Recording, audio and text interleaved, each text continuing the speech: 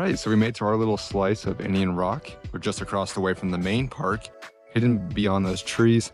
But here we can really hone in on technique and just not really expend all of our energy on this today. Like I said, training day. So super excited. Looks like we got the park all to ourselves if we do want to move forward and across the street.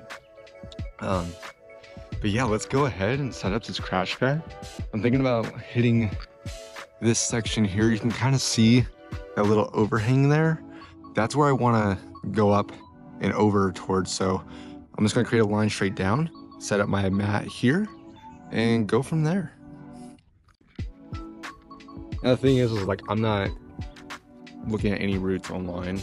This is just me looking at the wall for a split second, looking at the top where I can crest over and figure it out as I climb.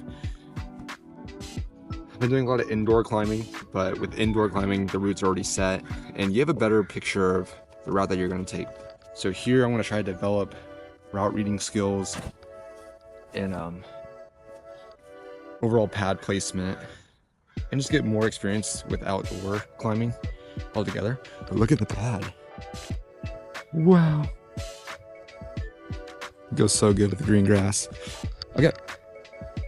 I'm gonna go ahead, get a quick warm up and start climbing.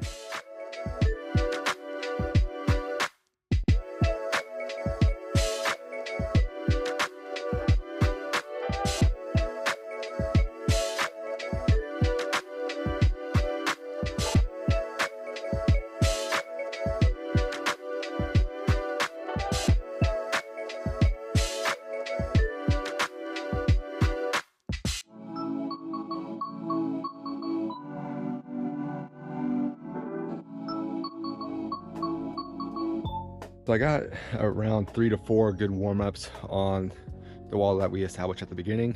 So I'm gonna go ahead and move on over to this section of the wall where it looks like water has made its way down to the very bottom, with the top out point being that little nub right there where my finger is. So we'll go ahead and move the pad on over. Boom, boom. Slide this over.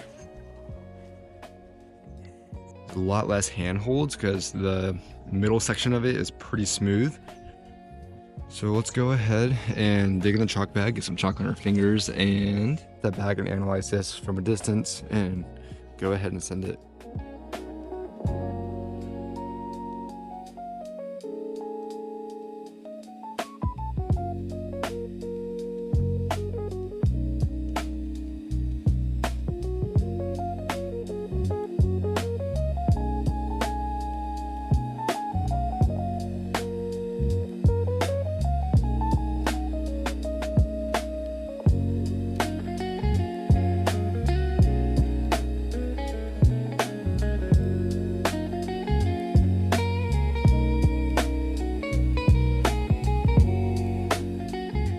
Okay, I have my eye on that part of the rock here that's sticking out. I haven't done this section before, but it looks like our top out would be right there.